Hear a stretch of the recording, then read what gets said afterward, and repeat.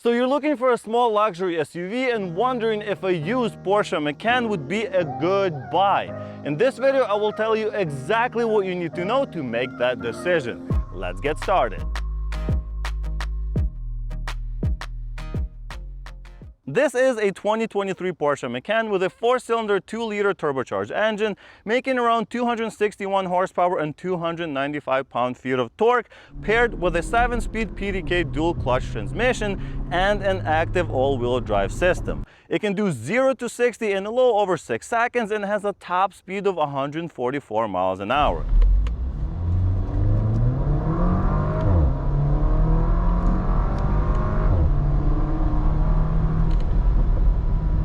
That's pretty impressive, especially when you realize that this is the base version. You can get a lot more performance out of the higher trim Macan S or GTS models. It is not a light vehicle though, coming in at over 4,000 pounds, so that equals to about 21 miles per gallon combined fuel economy. Anyway, with that out of the way, specs is not what makes a great vehicle, at least not to most people. What people really fall in love with this car is the fact that it's the best handling SUV in its class.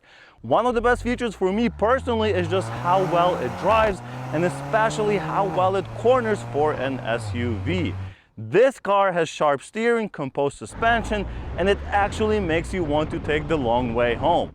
That's impressive. Inside, you get that proper Porsche cabin feel. It's solidly built, the seats feel great and are incredibly supportive, and the driving position feels more like a sports car rather than an SUV. This is also a practical vehicle with comfortable back seats and decent trunk space, and lots of luxury interior touches. I do wish they didn't use this piano black material for the center console and the capacitive buttons, but honestly, that's my only complaint here. And here is the shocker. In the last 3 years, this Macan has lost under 25% of its value. Compare that to my BMW iX, where the depreciation is closer to 60% in the same amount of time, and it's insane for a luxury SUV to keep its value like that.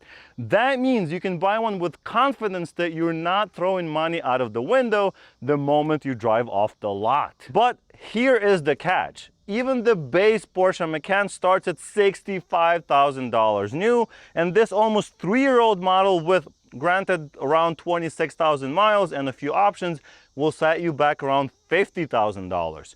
Yes, you can get them as cheap as $40,000, but expect a lot more miles and no options. That means you are spending between $40,000 and $65,000 on a fun and practical vehicle, but if you are expecting high performance, this isn't a great value for the money. My 13-year-old BMW Z4 also has a 2-liter 4-cylinder engine, and it makes almost the same amount of power and torque as this engine. So if you want a fast Macan, you will have to go for the S or the GTS variant, and the price jumps quickly there and only starts climbing up and up. Now you're looking at $80,000 to $100,000 for a small SUV. Of course, maintenance and insurance will be more expensive on a Macan compared to a regular SUV, as you are paying Porsche prices. You will also need to fill up with more expensive premium gas. All that to say is, if you are willing to spend more up front and keep up with the running costs, you will be rewarded with low depreciation when it's time to sell. That's not all though. There is a wild card. The all-electric Macan. No one really knows how it will affect the resale value of the gas version of the car. Will the gas version face faster depreciation because of it, or will it become more desirable for the purists? It's a little bit of a gamble at this time.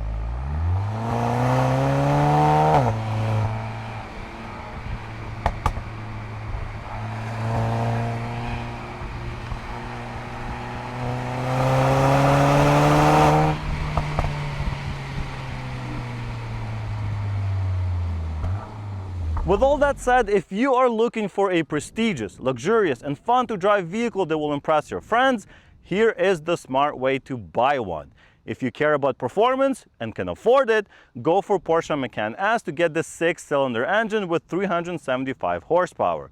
If everything else matters more, Get the base variant with some must-have options. First, get the Sport Chrono, which sharpens throttle response and gives you Sport Plus mode, making the most out of the 2-liter engine. It even unlocks launch control. Second would be adjustable suspension, which transforms the car, allowing for comfortable or sporty ride. The third must-have option I recommend is Premium Package Plus, which gives you LED lights, rear heated seats, Bose surround sound system, panoramic roof, ventilated front seats, and more. Definitely makes a huge difference and makes the car feel more upscale. The owner of this Macan also opted for large 21-inch wheels with a 265 cross section. So these are really large for that sportier look, as well as the sport exhaust, which sounds like this.